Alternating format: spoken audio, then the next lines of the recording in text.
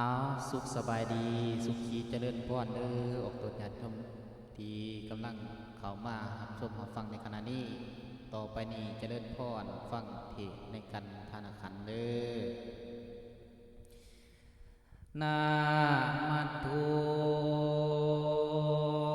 รัตนาตยัสสานอมอภิวันธนาวาดอาหังคาลาวาไว้คุณแก้วเจ้าหน่วยสามนะเบื้องหน้าต่อแต่นี้สิสืบต่อคำก่อนเวทสันดรสาดุกยกนิทานจากสอนนำทัศพรกระจกทวนยิ้มมาพานกะไรวา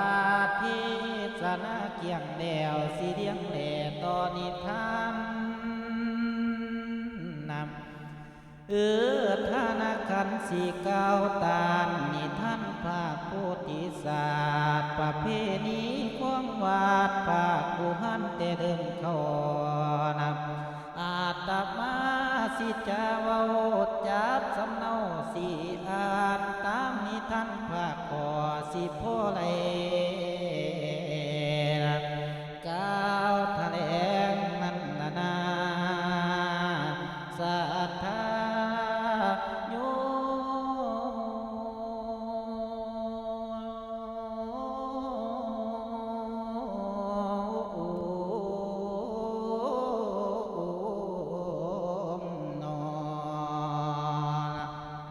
นินานผัวสาลีโอแจงปาลมเล่าโสนิชา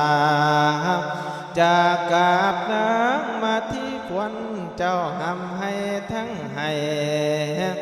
มาสงสารบทีไทยมาที่นางลูกของเมียเพ่ง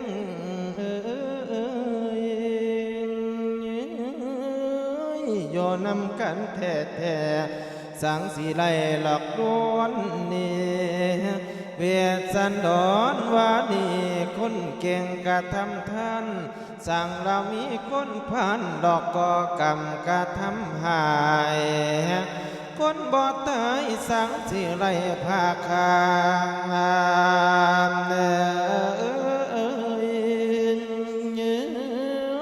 เจ้าห้ามห่างหลอกหางวัง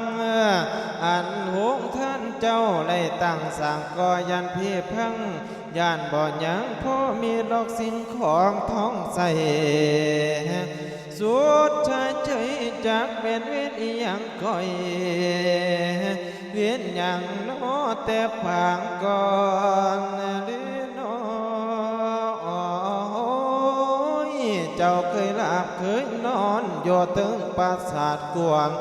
สนุบกุมมาแกว้งไกวทุกทั่ววานเขาโยยกสันดาเสือนคำเจ้าสิเลื่อนกลางเพภาคนครวังไว้ยาสิไปทุนเจ้ากงสุนใช้ร้องเบิ่งวางที่ลาโทษให้ยังเสียไหล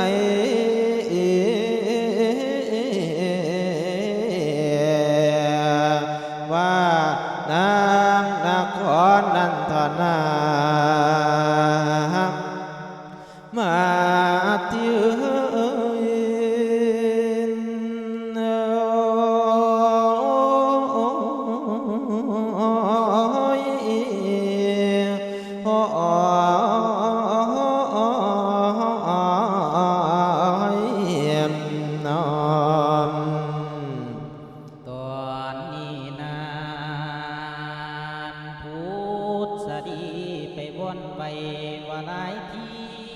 เตืองต่อของงดโทษลูกไว้ตาสายกับบ่เยานะพุทธสรีจึงกับเกี่ยว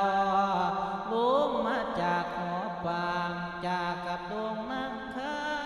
นเมมาที่ทั้งสาอื่น สุดที่คืนลงในลดค่าขอหยุดจอรอมาที่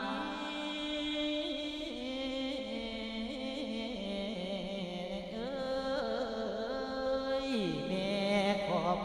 บ่ได้สิจำให้เจ้าหานั่นนาศรัทธาเอ้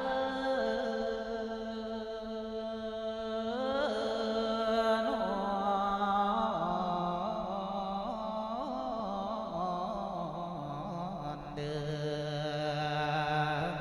ตอนนั้นพ่อเทืองวันจีจอนลาวเลือนไผของพาวินกับทั้งโดกแก้วทั้งนางลามิงมาที่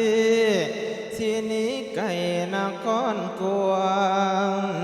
ไปอำลาพญาพรขึ้นสู่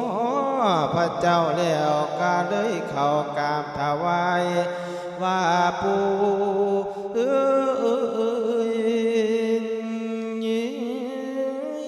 เจ้าอย่ามีข้อให้ทอนเด้อพอสนใช้ลูกสีไก่ให้พ่อมีความสุขดังนครคอยตมมาที่ฟูมไฟน้ำอำลาพาญาปูว่าปูเอ้ย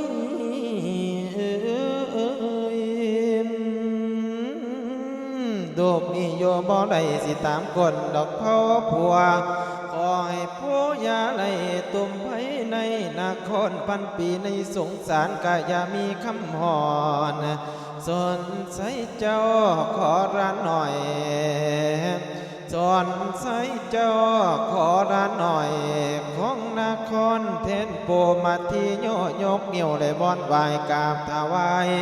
ว่าบุญ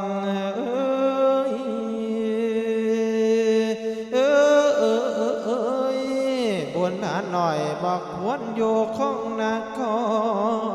รสาเดียวยานมันพังพิษาบ่ถือใจพระองค์ทานโอ้ผู้เอ้ยยานกับหลานนี้จำบ่เลี้ยวน้ำพ่อไงบ่เลี้ยวน้ำจะพ่อไงภาษาลานกับลูกไผ่เสียไว้